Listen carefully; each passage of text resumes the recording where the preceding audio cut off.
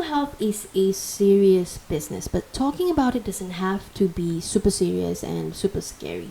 And also, mental health, when we talk about mental health, we often associate it with anxiety, depression, stress, and so on. But mental health is not just about mental health conditions. Hi everyone, welcome to my channel SEAK Talks Mental Health, the English version, because I also do produce videos in Tamil in regards to mental health.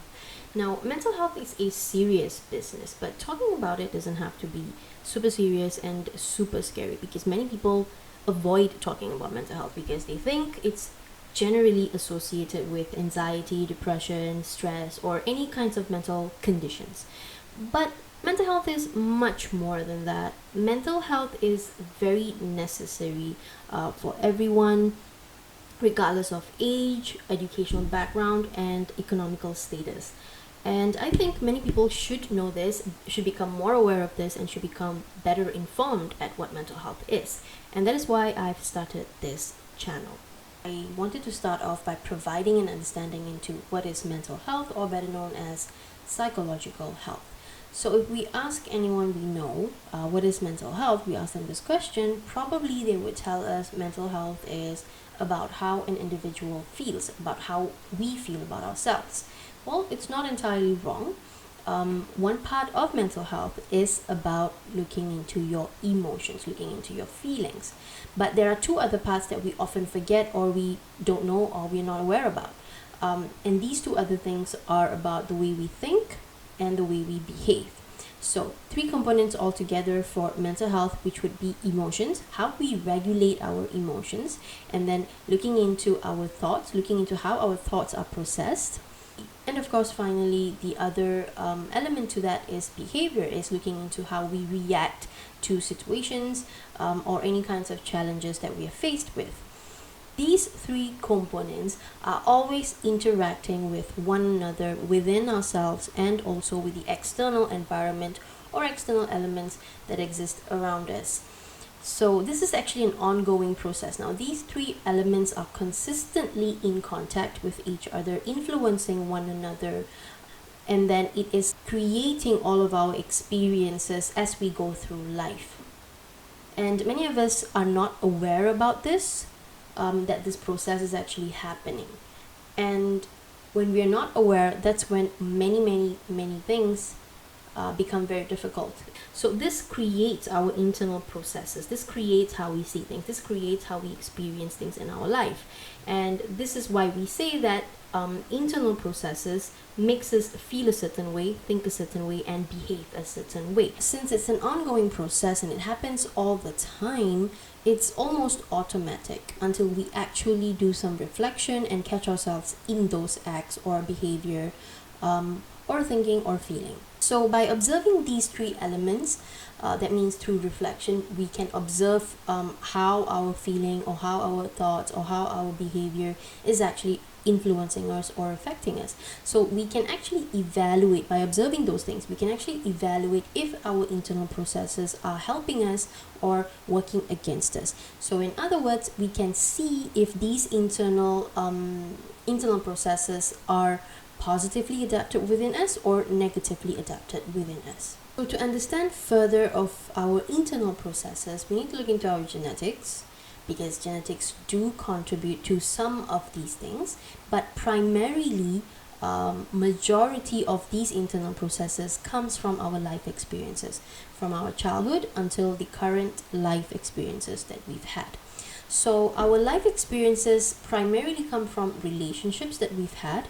So meaning to say, from the relationships that you've had with your parents, with your siblings, with your family members, extended family members maybe, or if you are not with your parents, maybe from your caregivers, and then with your friends, and then moving on to your romantic partners, and so on. So as you change your life roles, as you continue to adopt more roles, these experiences will continue to influence your internal processes. So any kind of close relationships, existent or non-existent, will have an effect will have an effect on your internal processes. These life experiences are not just limited to these direct contacts that you have within your life environment. They are also very much influenced by the external environment as well. Now, some of these external environments, some that I will name, is that your society, your community, the type of community basically. Is it oppressive? Is it discriminative? Or is it supportive? Is it collective? So those kinds of things have tremendous effect on your internal processes as well, on your mental health as well.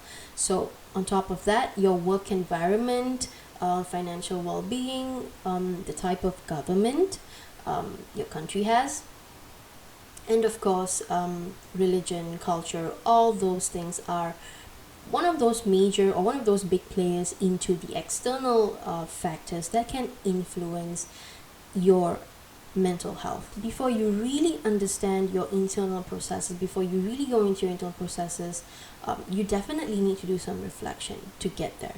If you don't do reflection, it's very difficult for you to look into or have an idea, have an understanding into these internal processes in terms of how your emotions are, how your mental processes are, and how your reactions are. So it'll be very difficult for you to have an awareness if you don't allow yourself to have a reflection.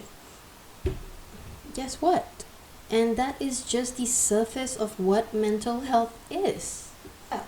In my next video, I would be talking about how do you know what kind of a mental health do you really have? Do you have a positive mental health, or do you have, or rather internal processes? Do you have a positive internal process or a negatively adapted internal process?